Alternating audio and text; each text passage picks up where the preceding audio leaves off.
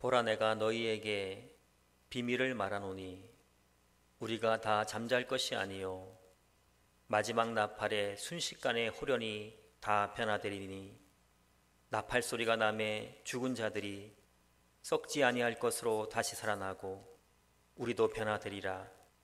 이 썩을 것이 반드시 썩지 않겠고 이 죽을 것이 죽지 아니함을 입으리로다. 아멘.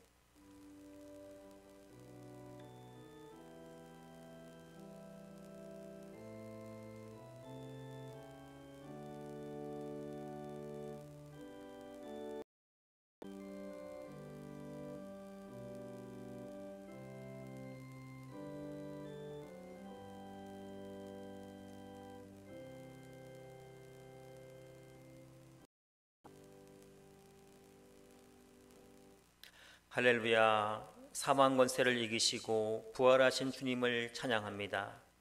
죽은 자들 가운데에서 다시 살아나사 부활의 첫 열매가 되신 주님, 저희들도 주님의 뒤를 따라 부활하여 영생하게 될 줄을 믿으며 부활절 예배를 드리오니 저희가 드리는 예배를 기뻐 받아 주시옵소서. 예수님의 이름으로 기원하옵나이다. 아멘. 찬송가 457장 찬양 드리겠습니다.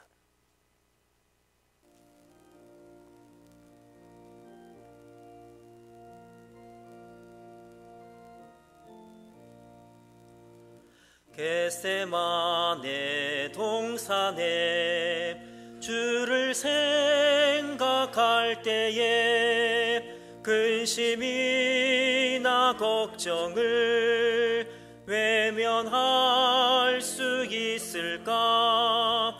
나를 항상 버리고 주를 따라가리라. 빌라도의 뜰에서 주를 생각할 때에 수치됨과 아픈 것 못 견딜 수 있을까? 길이 참고 묵묵히 주를 따라가리라.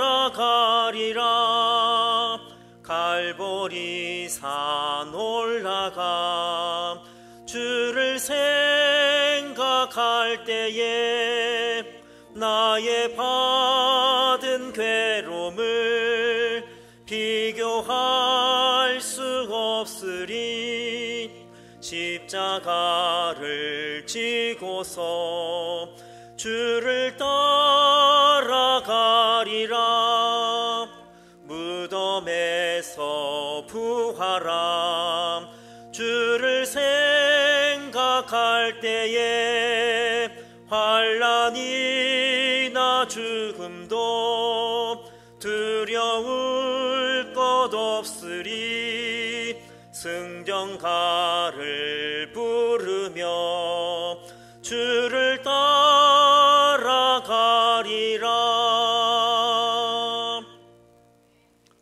전성목 장로님 기도드리겠습니다. 부활이요 생명이니 나를 믿는 자는 죽어도 살겠고 무릇 살아서 나를 믿는 자는 영원히 죽지 아니하느니 오늘도 사망 권세를 이기시고 부활 성천하신 주 예수 그리스도를 믿으며 찬양하고 영광을 올려드립니다.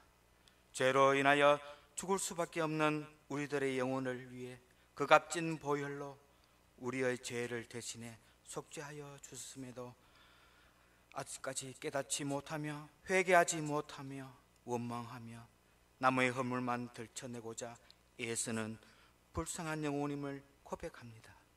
사랑의 주 하나님, 이 나라를 불쌍히 여겨주시며 구원하여 주시며 이 나라를 위기에서 지켜주시며 일어서게 하여 주시옵소서. 코로나19로 인하여 사회가 단절되며 가면 경제도 어렵습니다. 우리 민족은 코로나 전염병이 안정권에 들어가고 있지만 다른 나라는 어려움에 있습니다. 전 세계에 속히 전염병이 사라지게 하여 주셔서 국가 간 경제 교류가 원활하게 이루어지게 하시옵소서. 사랑의 주님, 오늘은 진정으로 주님의 날 부활절이지만 사회적 거리두기 일환으로 불가피하게 온라인 예배를 드리지는 교회들이 많음을 용서하여 주시옵소서. 사이로 총선을 앞두고 있습니다. 무엇이 나를 위한 길이고 올바른 정치인인지를 우리 믿는 성도들이 바르게 판단하고 올바른 정치 지도자를 뽑게 하여 주소서. 건강하고 힘있는 대한민국으로 성장하게 하여 주시옵소서. 외세로부터 슬기롭게 잘 대처해 나가는 지혜를 허락하여 주시옵소서. 또 병중에 있는 우리 교회 성도들 많이 있습니다. 그들을 붙들어 주시옵고 주님의 손길로 안수하셔서 깨끗하게 치유되게 역사하여 주시옵소서. 사랑해 주님, 오늘은 온라인 예배를 위해 영상으로 준비하시며 말씀을 전하시는 담임 목사님께 성령 하나님께서 신이 임재하여 주셔서 그 말씀이 성령 하나님 말씀으로 선포되어 주시며 우리가 변화되며 순종하며 큰 믿음을 생활로 하나님께로 한 걸음씩 가는 성도들이 되게 하여 주시옵소서. 영상 예배로 가정에서 머리 숙여 기도하는 성도들마다 하늘 문을 열리며 모든 걱정, 염려, 직장과 사업장 가정마다 형통케 하여 주실 줄 믿사옵고 모든 말씀 살아서 역사하시는 예수님 이름으로 기도드립니다. 아멘.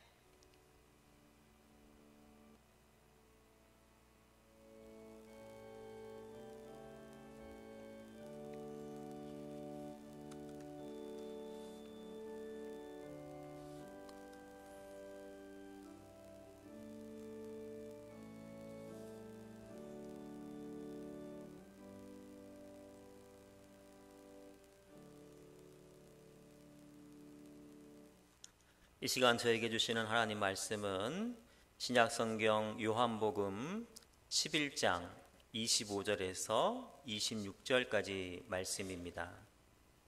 신약성경 165쪽쯤에 있습니다.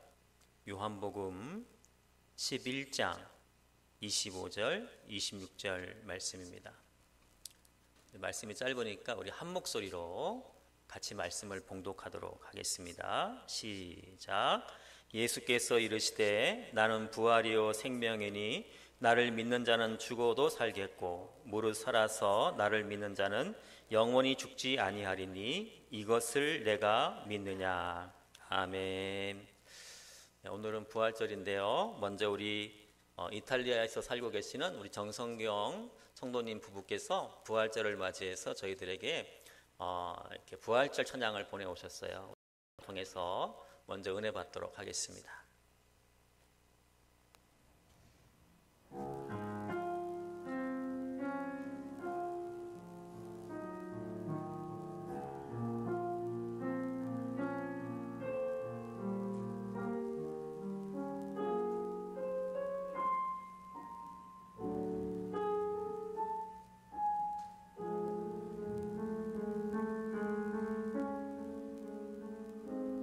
하나님 사랑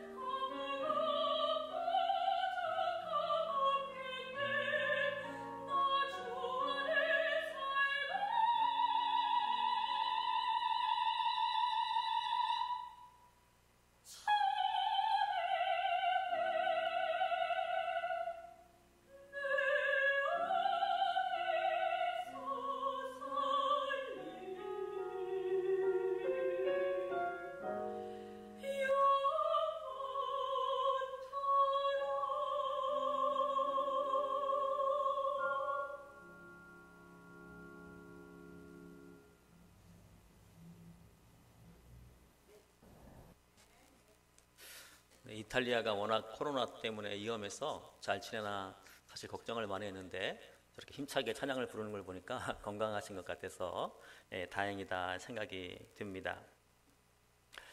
우리나라 선교 초기에 선교사의 전도를 받으신 한 아주머니가 자기 친정 부모님을 전도하고 싶어서 친정에 갔습니다. 그래서 친정 부모님에게 힘주어 얘기했다고 합니다. 어머니 아버지, 예수님이 어머님 아버님을 위해서 십자가에서 죽으셨어요. 이렇게 이야기를 하자 아버지가 하는 말이 날 위해 죽은 것은 고마운데 왜 나도 모르는 사람이 나를 위해 죽었지? 아무튼 뭐 고맙긴 하지만 뭐하러 굳이 그런 일을 했다냐 이렇게 대답을 했다고 합니다. 그러자 이 딸은 너무 당황스러워가지고 얼른 다시 어머니 아버지에게 이렇게 얘기했다고 합니다. 근데 걱정하지 마세요. 그분은 죽으셨다가 사흘 만에 다시 살아났어요. 이렇게 얘기하니까 이번에 어머니가 또 뭐라고 얘기하시나 하면은 다시 살아날 걸 굳이 왜 죽었다냐. 젊은 사람이 경솔하기는 하지만 다시 살아났다니 참 이렇게 이야기를 했다고 합니다. 물론 우리 선교 초기에 일어났던 해프닝이었지만 이 아버지와 어머니가 했던 말 속에는 우리가 다시 한번 새겨야 될 진리가 담겨져 있습니다. 먼저는 왜 굳이 그런 일을 했느냐 하는 그 아버지의 말입니다. 예수님은 우리를 위해서 굳이 십자가에 돌아가실 이유가 사실 없으신 분이십니다. 그런데 예수님이 우리를 너무나 사랑하셔서 우리를 죄에서 구원하기 위해서 십자가에서 죽으신 것입니다. 그래서 로마서 5장 8절은 이렇게 말씀합니다. 우리가 아직 죄인 되었을 때에 그리스도께서 우리를 위하여 죽으심으로 하나님께서 우리에 대한 자기의 사랑을 확증하셨느니라.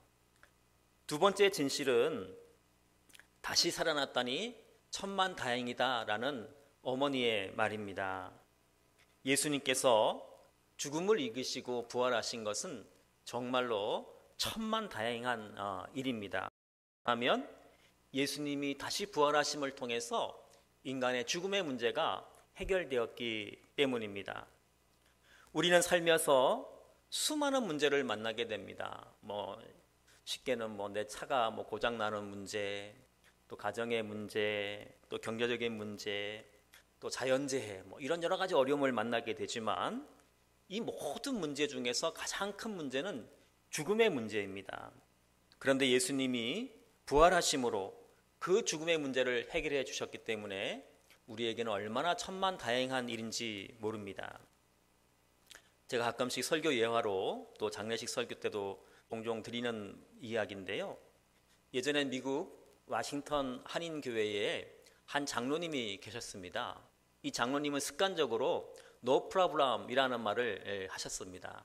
문제없어, 괜찮아 이런 얘기를 하셨는데 성도들이 가끔 그 장로님에게 찾아가서 장로님 이런 어려운 일을 만나는데 어떻게 하면 좋을까요? 그러면 no problem, 괜찮아 이렇게 얘기를 하고 또 목사님이 그 장로님에게 어려운 부탁을 해도 no problem, 괜찮습니다 이렇게 말씀을 하시는 분이었다고 합니다. 근데 그 목사님이 나중에 이제 다른 교회로 옮기셨고 또 세월이 지나서 그 장로님이 돌아가실 때가 되었다 하는 얘기를 듣고 서둘러서 그 장로님을 병원에 가서 병문안을 하게 되었습니다. 그때 그 목사님은 장로님을 보고 이렇게 얘기했다고 합니다. 장로님, no problem. 그 얘기는 장로님이 천국 가는데 아무 문제가 없습니다. 이렇게 얘기를 한 거예요. 그랬더니 장로님이 그 얘기를 듣고 빙긋이 웃으시면서 고개를 끄덕끄덕 했다는 이야기를 들어본 적이 있습니다.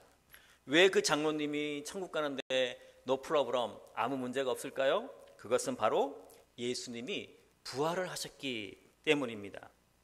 예수님이 부활하시기 전에는 인간에게 죽음은 끝이었습니다. 무덤이 우리 인생의 종착지였습니다. 그것을 알기에 중국의 진시황도 영원히 살기 위해서 자신의 신하들을 우리나라에까지 불로초를 구하기 위해서 왔다고 하지 않습니까? 서귀포에도 이렇게 가보면 그 진시황의 그 신하들이 왔다는 곳이 이렇게 관광지로 개발되어 있습니다. 하지만 진시황을 비롯해서 수많은 사람들이 이 죽음의 문제를 해결하려고 했지만 해결한 사람은 아무도 없습니다. 오직 한 분 예수님만이 죽음의 문제를 해결하셨습니다. 예수님은 부활을 통해서 죽음이라는 인생의 끝을 새로운 시작으로 바꾸어 놓으신 분이십니다. 정호성 시인의 봄길이라는 시가 있습니다. 제가 한번 읽어보도록 하겠습니다. 길이 끝나는 곳에서도 길이 있다. 길이 끝나는 곳에서도 길이 되는 사람이 있다. 스스로 봄길이 되어 끝없이 걸어가는 사람이 있다. 강물은 흐르다가 멈추고 새들은 날아가 돌아오지 않고 하늘과 땅 사이의 모든 꽃잎은 흩어져도 보라, 사랑이 끝난 곳에서도 사랑으로 남아있는 사람이 있다. 스스로 사랑이 되어 한없이 봄길을 걸어가는 사람이 있다.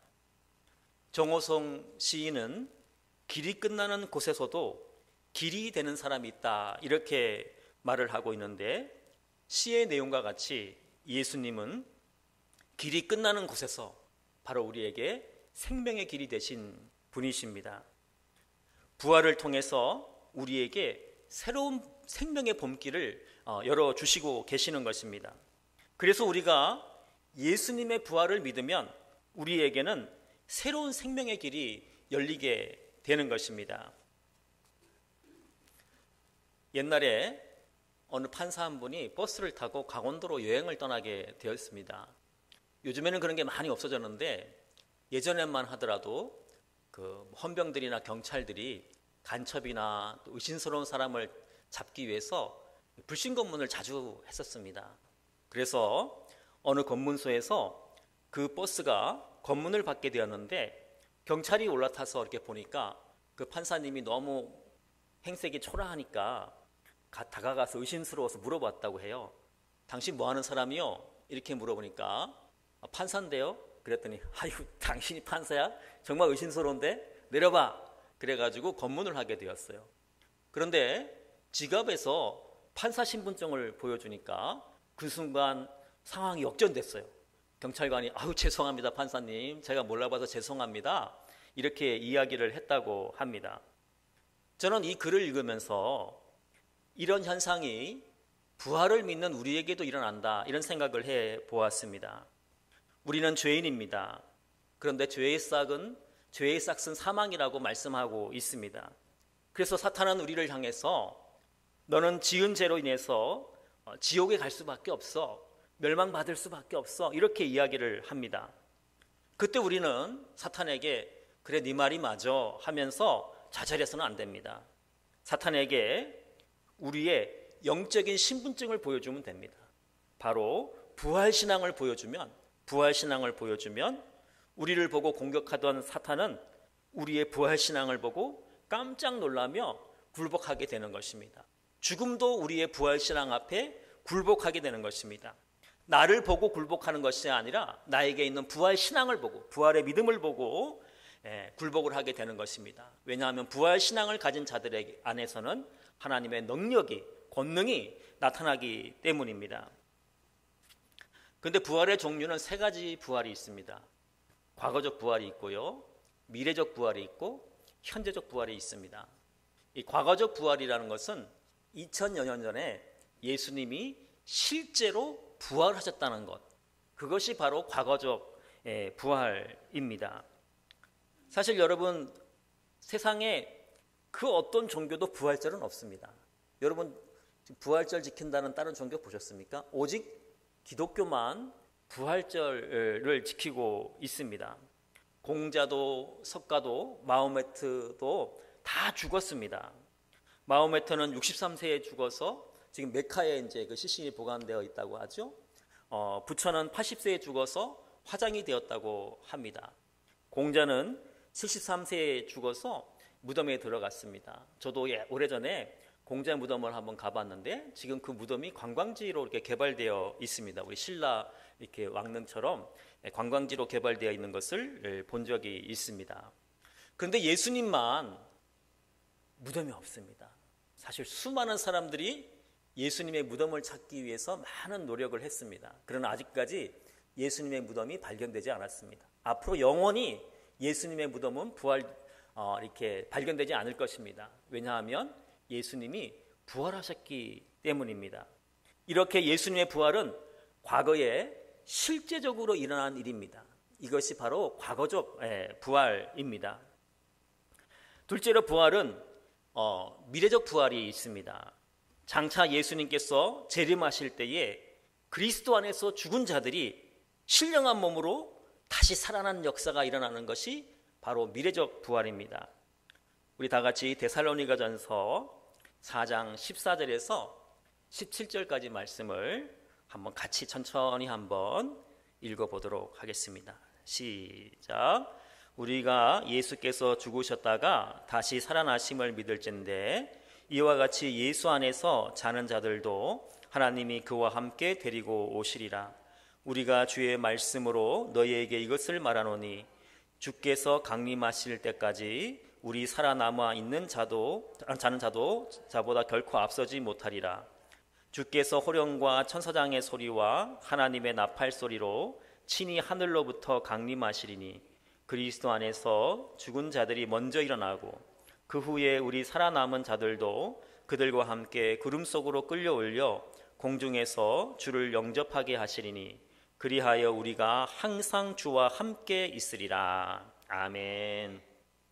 이와 같이 미래에 예수님을 믿는 사람은 다 부활하게 되어 있습니다. 이것이 미래적 부활입니다. 마지막으로 현재적 부활이 있습니다. 오늘 본문 말씀은 나사로가 죽은 이후에 그 나사로의 동생인 마르다와 예수님과의 대화 중에 특별히 예수님이 지금 마르다에게 하는 말씀입니다. 나사로가 죽은 후에 예수님이 나사로가 사는 동네로 오신다는 얘기를 듣고 그의 동생 마르다가 예수님을 영접하러 나갑니다. 그렇게 예수님을 만난 마르다는 요한복음 11장 21절에서 주께서 여기 계셨더라면 내 오라버니가 죽지 아니하였겠나이다 라고 말을 합니다. 이 말은 예수님이 빨리 오시지 않고 늦게 오셨기 때문에 우리 오빠가 죽었다라고 예수님을 좀 원망하는 이야기입니다. 이렇게 예수님을 원망하는 마르다에게 예수님은 내 오라비가 다시 살아날 것이다 이렇게 이야기를 합니다. 그때 마르다가 뭐라고 대답하냐면은 마지막 날 부활 때에는 다시 살아날 줄을 내가 아나이다 이렇게 고백을 합니다.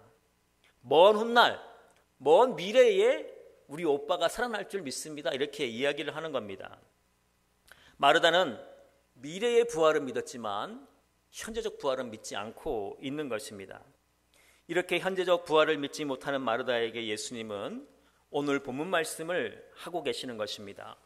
예수께서 이르시되 나는 부활이요 생명이니 나를 믿는 자는 죽어도 살겠고 무릇 살아서 나를 믿는 자는 영원히 죽지 아니하리니 이것을 내가 믿느냐 이렇게 예수님이 마르다에게 말씀을 하고 있는 것입니다. 그제서야 마르다가 예수님께 뭐라고 얘기합니까? 주여 그러하이다. 주는 그리스도시요 세상에 오시는 하나님의 아들이신 줄 내가 믿나이다 하면서 현재적 부활을 고백하고 있는 것입니다. 그리고 그렇게 현재적 부활을 믿으니까 그때 자기 오빠가 살아나는 부활을 또한 경험하게 되는 것입니다. 제가 가끔씩 드리는 이야기인데요. 오늘은 우리가 코로나 바이러스로 인해서 이렇게 부활절 예배를 다 같이 못 드려서 계란을 못 드려서 죄송합니다. 오신 분들이라도 제가 드려야 되는데 근데 이제 부활절이 되면 사실은 모든 대부분의 교회에서 계란을 이렇게 삶아주지 않습니까? 제가 교육전도사 때 부활절만 되면 아이들에게 계란을 주기 위해서 이제 토요일 날 모여서 계란을 삶아서 이제 스티커도 쓰고 이렇게 예쁘게 그림도 그리고 하는 일을 많이 했는데 그때 어떤 교사가 저한테 이렇게 얘기하는 거예요. 전도사님, 부활절 날 왜 삶은 계란을 주죠? 생계란을 줘야 되잖아요. 생계란을 줘야지 이렇게 거기서 병아리가 이렇게 나오니까 생계란을 줘야지 왜 삶은 계란을 줍니까? 이렇게 묻는 거예요. 제가 당황해가지고 생각해보니까 그게 맞는 것 같아. 그래도 제가 얼버무리면서 네, 그게 맞는데 생계란을 주면 먹기도 힘들고 또 깨질 수도 있고 하니까 상징적으로 이렇게 삶은 계란을 주는 겁니다. 이렇게 얘기를 했어요. 그 이후로도 제가 몇 번 그런 질문을 받았는데 똑같이 이렇게 제가 대답을 했습니다. 그런데 제가 어느 날 이렇게 로마서 설교를 준비하다가 제 대답이 틀렸다는 것을 알게 되었어요. 세월이 한참 지나서 제가 어떻게 생각했냐면 그렇지, 생계란에서 병아리가 나오면 그것은 부활이 아니라 부화지, 부화. 근데 여러분, 삶은 계란에서, 완전히 죽은 계란에서 병아리가 나와야지 부활이잖아요. 그래서 삶은 계란을 주는 게 맞아요. 세월이 몇십 년 지나가지고 그 선생님을 만나서 설명해 주고 싶은데, 물론 내가 찾으려면 찾을 수 있겠지만 맞구나. 삶은 계란을 주는 게 맞구나. 그러면서 다시 들었던 생각이, 가능성이 있는 곳에서 가능하다고 믿는 것은 그건 부활의 믿음이 아니라 부화의 믿음이에요. 부화의. 여러분, 삶지 않은 계란에서 병아리 나오는 건 당연하죠. 그러나 절대 불가능한 상황 속에서 하나님의 역사하심과 능력이 나의 삶 속에 나타난다고 믿는 것이 바로 부활의 믿음이에요. 부활의 믿음. 그런데 예수님은 우리에게 원하시는 것이 부활의 믿음을 갖기를 원하시는 것이 아니라 부활의 믿음을 갖고 있기를 원하시는 거예요. 마르다가 부활의 믿음을 갖고 있었던 거예요. 오빠가 죽었으니까 이제는 절대 살아날 수 없다라는 상식적인 믿음을 갖고 있는 거예요. 바로 그 마르다의 부활의 믿음 속에 예수님께서 부활의 믿음을 불어넣고 계시는 것입니다. 마찬가지로 지금 예배드리고 있는 우리도 부활의 신앙이 아니라 부활의 신앙을 갖기를 예수님은 원하시고 계십니다. 그래서 지금 예수님은 우리에게 물어보고 계십니다. 얘야, 너의 건강이 좋아질 줄 믿느냐? 그때 우리가 부활의 신앙을 갖고 있으면 아멘, 믿습니다라고 고백을 해야 되는 거예요. 그러면 나의 삶 속에 현재적 부활이 경험되어지며 건강을 찾게 되는 것입니다. 예수님이 지금 우리 가정을 향해서 지금 너희 가정이 새로운 소망을 가지고 일어날 줄 믿느냐 이렇게 물어보실 때 부활의 신앙을 가진 우리는 상황이 아무리 어려워도 아멘 믿습니다 라고 고백할 수 있어야 되는 것입니다. 그러면 우리 가정은 현재적 부활을 경험하게 되는 것입니다. 왜 그러냐 하면 다시 말씀드리지만 우리가 부활의 신앙을 가지게 되면 우리 안에서 하나님의 능력이 역사하시기 때문입니다. 예전에 제주도에서 귤농사를 하는 어떤 집사님 얘기를 제가 글로 읽은 적이 있습니다. 그 집사님은 다른 집과 똑같이 귤을 키우는 귤나무를 재배하는데 귤이 훨씬 많이 열린다는 거예요. 그 이유가 어디에 있을까요? 그 집사님은 귤나무 하나하나를 붙잡고 기도한대요. 주님, 귤나무가 귤을 많이 열릴 수 있게 해주세요. 모든 귤나무를 붙잡고 우리 포도할 때 한번 해보세요. 주님 이렇게 그래서 귤이 많이 열린다는, 물론 뭐 이렇게 하여튼 이렇게 말이 열리는 게 꼭 좋은 건지 모르겠지만 아무튼 그 글에 의하면 귤이 훨씬 많이 열려서 많은 수확을 이렇게 얻는다라는 제 글을 읽고 제주도를 떠나기 전에 꼭 한번 만나 뵙고 오려고 했는데 아쉽게도 좀 그때 마지막에 바빠서 이렇게 못 만나고 온 적이 있는데요. 그 집사님은 바로 그의 삶 속에서 현재적 부활을 경험하고 있는 것입니다. 여러분, 지금 우리를 한숨 짓게 하고 눈물 나게 하는 일이 있으십니까? 그렇다면 여러분, 부활의 신앙을 가져보십시오. 그러면 나를 힘들게 하고 눈물 나게 하는 모든 일들이 나에게서 떠나게 되는 것입니다. 여러분, 내가 간절히 소망하는 것이 있습니까? 그렇다면 부활의 신앙을 가져보십시오. 그러면 나의 삶 속에서 그것이 이루어지게 되는 것입니다. 다시 말씀드리지만 내가 부활의 신앙을 가지면 하나님의 능력과 역사가 나의 삶 속에서 역사하기 때문에 그러한 일들이 일어나게 되는 것입니다. 여러분, 예수님이 2000여 년 전 부활하신 걸 믿으십니까? 믿으신다면 우리는 먼 훗날 예수님이 재림하는 미래적 부활을 경험하게 될 것입니다. 우리는 다시 부활하여서 우리 몸이 천국에 들어가는 경험을 반드시 하게 될 것입니다. 그리고 또 우리가 그 부활의 신앙을 믿는다면 오늘날의 삶 속에서도 하나님의 역사하심과 능력을 체험하게 될 것입니다. 거듭해서 다시 말씀드리지만 부활의 신앙을 가진 자들의 삶 속에서는 하나님이 능력으로 역사하시기 때문입니다. 예수님의 부활하심을 믿음으로 모두 다 천국의 백성이 되시고 또 나의 삶 속에서 부활의 능력을 체험하는 복된 부활절 하루가 되시기를 예수님의 이름으로 기도드립니다. 기도하겠습니다. 예수님, 저희에게 부활의 신앙을 주시옵소서. 예수님이 십자가에서 죽으시고 부활하심을 의심 없이 믿게 하시고 그 믿음을 통해서 우리 모두가 천국의 백성이 되었음을 또한 믿게 하여 주시옵소서. 그리하여 그 부활 신앙을 통하여 우리 삶 속에서 하나님의 역사하심이 나타나는 것을 경험하게 하여 주시옵소서. 우리를 위해서 십자가에서 죽으시고 또 우리를 위해서 다시 부활하신 예수님의 이름으로 기도하옵나이다. 아멘. 교회 소식을 먼저 알려드리겠습니다. 오늘 부활절인데 또 이렇게 교회에서 이렇게 몇몇 분만 모여서 이렇게 예배드리게 되어서 참으로 안타깝습니다. 그러나 또 우리가 이렇게 불안한 상황에서 예배드리는 것보다 또 안전한 상황에서 예배드리는 게 더 옳을 것 같아서 정부 시책에 우리 협조하는 의미에서 그렇게 하기로 하였습니다. 많은 이해해 주시고 또 여러분 이제 마지막 주쯤에는 우리가 예배를 드릴 수 있을 것 같습니다. 이제 많이 코로나 바이러스 잠잠해지고요. 그날 우리가 다 같이 예배 드릴 수 있도록 여러분들이 많은 이렇게 기도 부탁드리고요. 그날도 우리가 아마 제 계획으로는 이제 두 번으로 나눠서 예배를 드리는 게 좋을 것 같아요. 그래서 한 9시 반 정도 구역별로 나눠서 9시 반 정도. 그래서 이렇게 한 의자에 한 명씩 앉아서 대각선으로 이렇게 앉아서 또 이렇게 예배 드리려고 지금 계획을 세우고 있습니다. 또 이렇게 방역도 잘해서 예배를 드리려고 하니까 이렇게 여러분들께서 또 우리 다 같이 예배 드리는 그날을 위해서 많이 기도해 주시면 감사하겠습니다.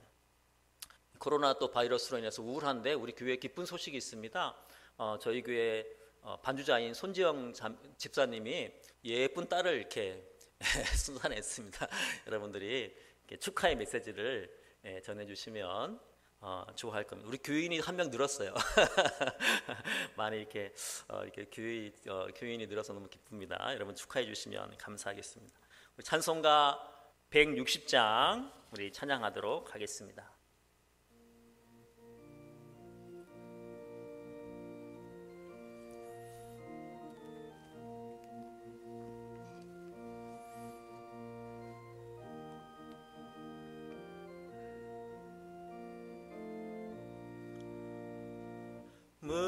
무덤에 머물러 예수 내 구주 새벽 기다렸네 예수 내 주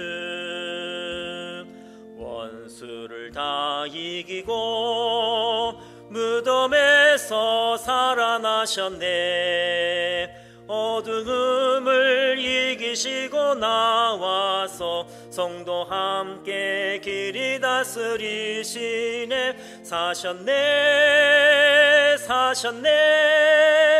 예수 다시 사셨네 헛되이 지키네 예수 내 구주 헛되이 봉하네 예수 내 주 원수를 다 이기고 무덤에서 살아나셨네 뜸을 이기시고 나와서 성도 함께 길이 다스리시네 사셨네 예수 다시 사셨네 받으네. 예수 내 구주 우리를 살리네. 예수 내 주 원수를 다 이기고 무덤에서 살아나셨네. 어두움을 이기시고 나와서 성도 함께 길이 다스리시네. 사셨네 사셨네 예수 다시 사셨네. 기도하겠습니다. 지금은 죄로 인하여 죽을 수밖에 없는 우리를 살리시기 위해서 십자가에서 죽으시고 다시 부활하신 예수님의 이해할 수 없는 그 크신 은혜와 하나밖에 없는 아들을 우리를 위해 아낌없이 이 땅에 보내주신 하나님의 무한하신 사랑하심과 지금도 우리 안에서 부활신앙을 지켜주시옵시고 부활의 능력이 나타날 수 있도록 인도하시는 성령님의 교통하심의 역사가 건천제일교회 모든 성도들, 모든 가정들 위해 이제와 영원토록 함께 하시길 간절히 축원하옵나이다. 아멘.